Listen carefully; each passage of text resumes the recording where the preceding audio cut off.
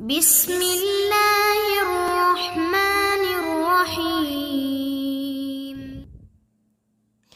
Bismillahirrahmanirrahim. Assalamualaikum warahmatullahi wabarakatuh. Alhamdulillah wassalatu wassalamu ala rasulullah. Ikhwani wa akhwati fillahi jalla wa ala, kita akan mempraktekkan sholat gerhana.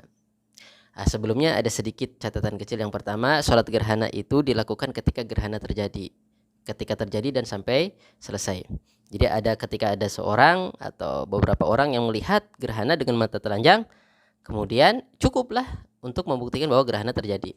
Walaupun di kampung sebelah mendung, itu sudah cukup. Sebagaimana Idul Fitri atau 1 Ramadan ya, ketika ada yang melihat dan jujur sudah disumpah, atau intinya orang jujur saja ya, orang jujur melihat, sudah seperti di zaman Nabi SAW. Nah, jadi tidak mesti semuanya harus ngelihat baru sholat. Memang Nabi ngomongnya gitu. Fa idza ra'aitumuhu fafza'u ila dzikrillah. Apabila kamu ngelihat, cepat-cepat berzikir kepada Allah. Sholat dan zikir setelah sholat ya, sedekah. Nah, sekarang emang wajib ngelihat itu? Kan enggak wajib. Orang buta ngelihat sampai hari kiamat enggak kelihatan mana gerhana teu aya, enggak ada. Ya karena orang buta enggak bisa ngelihat. Ya, cukup orang buta dikasih tahu oleh orang yang adil, orang yang jujur bahwa gerhana terjadi, dan memang terjadi, bisa dilihat. Yang nggak boleh itu kata ahli falak akan gerhana tanggal segini, tapi di wilayah itu memang nggak ada yang melihat dengan mata telanjang. Maka ini baru tidak sholat karena memang tidak ada yang melihat.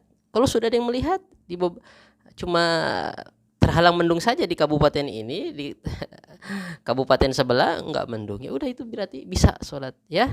Yang nggak ngelihat pun bisa sholat, sebagaimana orang buta boleh sholat gerhana. Walaupun nanti ada yang meyakini atau memahami pendapatnya begini, pokoknya harus kelihatan sama kita baru kita boleh sholat. Emang wajib ngelihat? Kan nggak wajib, cukup orang yang mau ngelihat saja. Nanti kalau ada orang yang takut gerhana nggak mau ngelihat, berarti nggak boleh sholat kan, nggak ngelihat gerhana. Boleh saja kalau dia mau ngelihat, alhamdulillah.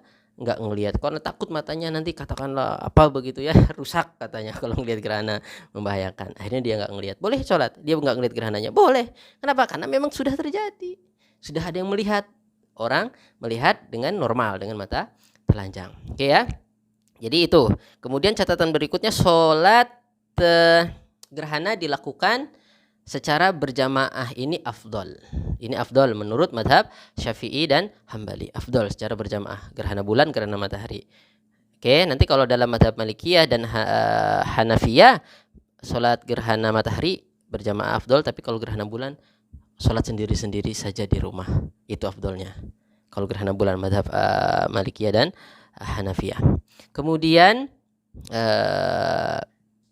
mungkin ya di sini yang harus dicatat juga, boleh, ini ulama sepakat boleh sholat gerhana dilakukan sendiri-sendiri di rumah. Gerhana matahari, gerhana bulan boleh juga sendiri-sendiri, walaupun afdolnya berjamaah sebagaimana petunjuk Nabi SAW, dan ini lebih rajih ya. Shallu kama ra'aitumuni usolli, sholatlah sebagaimana aku sholat. Ini umum ya, Nabi sholatnya jamaah, kita berjamaah. Catatan berikutnya, sholat gerhana dilakukan tanpa adzan dan iqomat, tapi dengan seruan ini, as-sholatu jami'ah, as-sholatu jami'ah, ada yang nyeru ya, maka kita sholat berjamaah seperti itu. Jadi tanpa adzan dan iqomat. Terus dilakukan di masjid, dimanapun kata para ulama boleh, yang penting di tempat-tempat yang dibolehkan untuk sholat. Yang lebih afdolnya tentunya berjamaah di masjid. Mungkin itu sedikit catatan sebelum kita praktek sholat gerhana. Barakallahu fiik. Wassalamualaikum warahmatullahi wabarakatuh.